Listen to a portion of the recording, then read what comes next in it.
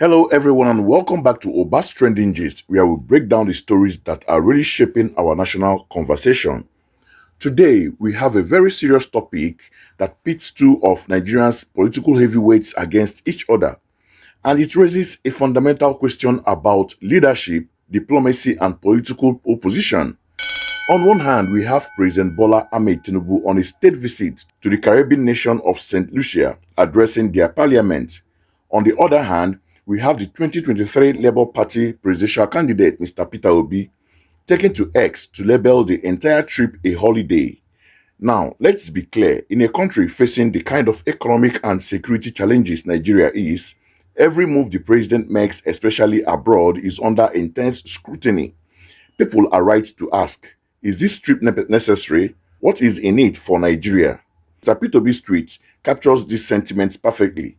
He tweeted, and I quote, "No, Mr. President, this is not the time for holidaying." It's a powerful, punchy statement that resonates with many Nigerians who feel the leadership should be 100% focused on problems at home. But here is the critical question. Is that what was really happening? Was this a presidential holiday or was this a strategic diplomatic engagement? To answer that, we can't just rely on a tweet. We need to look at the evidence. In a moment, I'm going to play you the clip of President Tinubu's speech at the joint session of the St. Lucia Parliament. I want you to listen carefully to the specific proposal he's making. Forget the politics for a second and focus on the substance. Ask yourself, does this sound like a man on a holiday?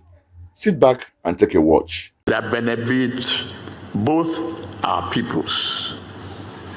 In advancing our shared development goals, I strongly advocate for educational exchange programs between Nigeria and OECS.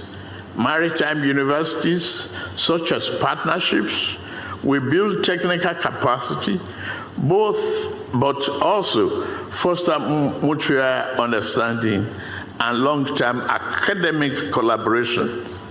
Beyond maritime education, both regions should explore joint scientific research initiatives, particularly in addressing common health challenges.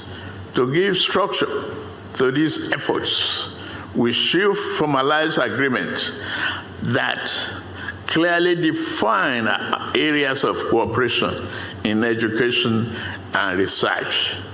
Equally important is collaboration in tackling urgent threats posed by climate change. By sharing research findings on the climate impact, adaptation strategies, and disaster risk management, including rise in the sea level and outbreak of hurricane, we can deepen our understanding and enhance collective resilience. Joint efforts in promoting sustainable agricultural practices and addressing issues such as flooding and drought will also contribute to food security and reduce climate vulnerability in both our regions. It is essential that we invest in cultural and human exchanges that build mutual understanding from the ground up among our peoples, from ordinary to the leadership. I encourage the integration of Nigeria and OECS cultural awareness of our shared heritage, values, and traditions among future generations. Beyond education, we must also encourage more frequent visits between our peoples, allowing them to experience firsthand the unique cultural attractions and the historic sites that define our identities. In a concrete step towards this goal, Nigeria is open to exploring a visa waiver arrangement for holders of diplomatic and official passports from OECS member states traveling to Nigeria. I respectfully urge a reciprocal gesture to enable smoother. All right, let's break down what we've just heard.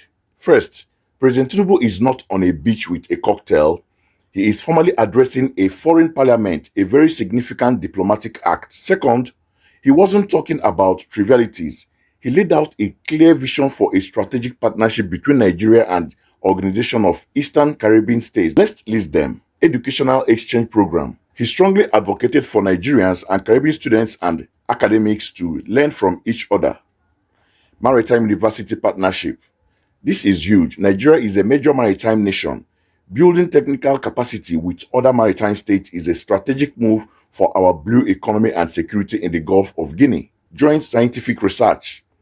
He specifically mentioned collaboration on climate change, rising sea levels, and hurricane preparedness.